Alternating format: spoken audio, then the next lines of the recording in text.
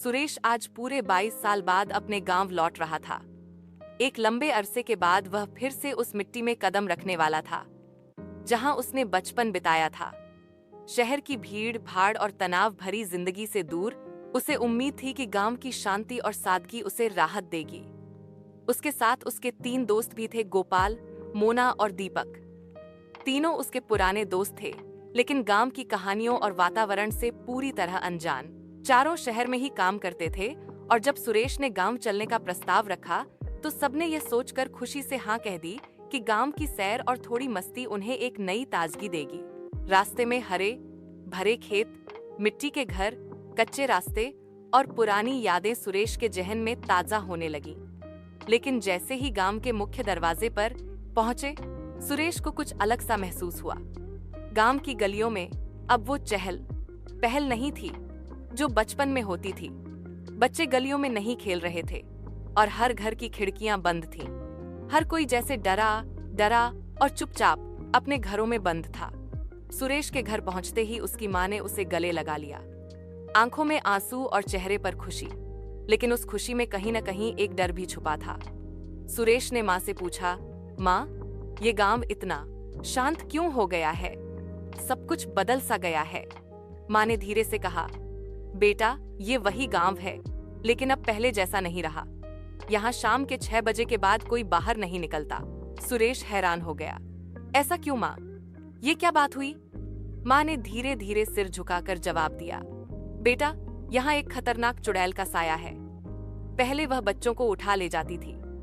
लोगों ने उसे एक खंभे में बांधकर जिंदा जला दिया, लेकिन उसकी आत्मा अब भी भटक रही है। जो भी 6 बजे के बाद बाहर निकलता है वह कभी घर नहीं लौटता, बस उसकी हड्डियां मिलती हैं। यह सुनकर सुरेश के दोस्त हंसने लगे। मोना ने कहा, आंटी, आप भी ना। दीपक भी बोला, हम तो पार्टी करने आए हैं, डरने नहीं। सुरेश ने मां की बातों को अंधविश्वास समझा और दोस्तों की हंसी में शामिल हो गया। शाम होते होते उन्होंने घर के आंगन में पार्टी की तैयारी कर ली। खाने पीन के सामान के साथ साथ संगीत और हंसी ठिठोली भी शुरू हो गई। लेकिन जैसे जैसे घड़ी की सुइयां 6 के करीब पहुंची, मां ने फिर से सुरेश को चेताया, बेटा, मत जाओ बाहर, ये समय ठीक नहीं है।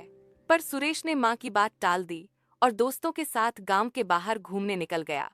वह गांव की पुरानी हवेली की ओर गए, जो अब वीरान पड़ी थी। हवेली की दीवारें टूटी हुई थीं और पेड़ों की टहनियां हवेली की छतों को छू रही थीं। चारों दोस्तों ने अपने मोबाइल की टॉर्च ऑन की और अंदर दाखिल हो गए। अंदर घुप अंधेरा था।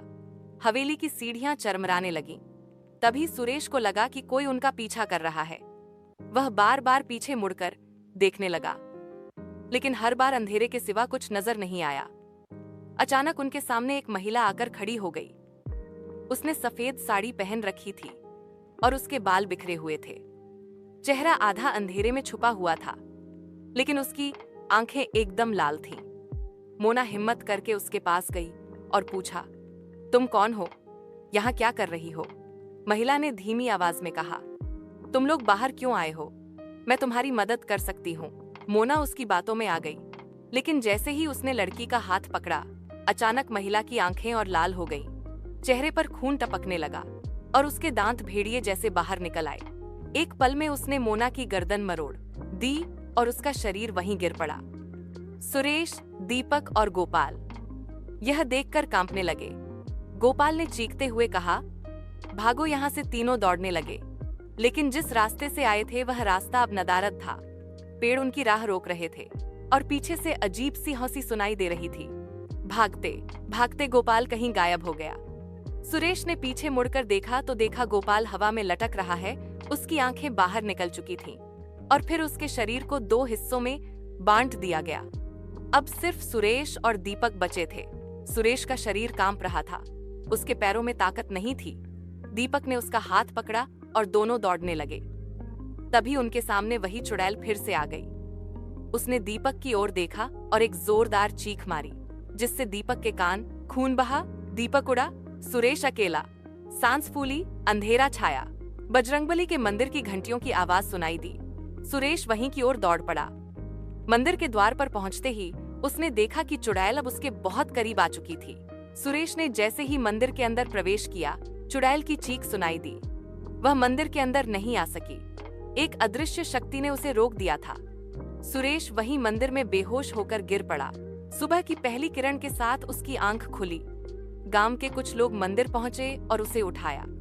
जब सुरेश ने सबको रात की कहानी सुनाई तो गांव वाले चौंक गए, लेकिन उन्होंने कहा कि यही कारण है कि वे सब शाम के बाद बाहर नहीं निकलते। सुरेश ने मां से माफी मांगी और गांव से निकलने का फैसला किया। इस बार वह कभी न भूलने वाली सच्चाई और डर के साथ लौट रहा था। गांव के बाहर निकलते हुए उसने पीछे मुड़कर देखा। हवेली की टूटी खिड़की में वही लाल आंखें फिर से चमक रही थीं। उसके मन में एक ही ख्याल आया, कुछ डर सच होते हैं।